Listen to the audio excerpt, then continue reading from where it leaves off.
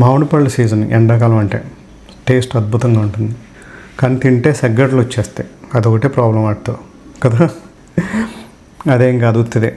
మామిడి పళ్ళకి సెగ్గడ్లకి అసలు సంబంధం లేదు. మామిడి పళ్ళు హ్యాపీగా తినండి. ఇంకా మామిడి పళ్ళు తినడం వల్ల మన ఇమ్యూనిటీ పెరుగుద్ది.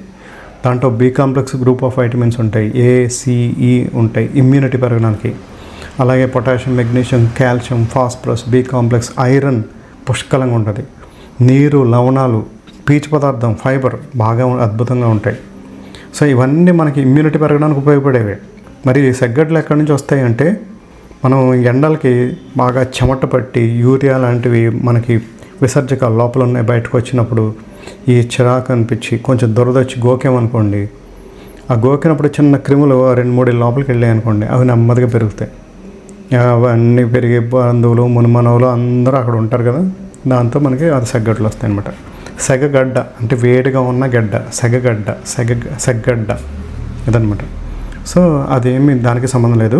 కొంచెం నీళ్ళు బాగా తీసుకోండి, ద్రవ పదార్థాలు బాగా తీసుకోండి, డ్రైగా ఉంచుకునేలా చూసుకోండి, చెమట పట్టకుండా ఎప్పటికప్పుడు క్లీన్గా ఉంటే మీకు ఈ సెగ్గడ్లు బాగా పడరు. Okay, please take care, enjoy the mango, take care, bye bye.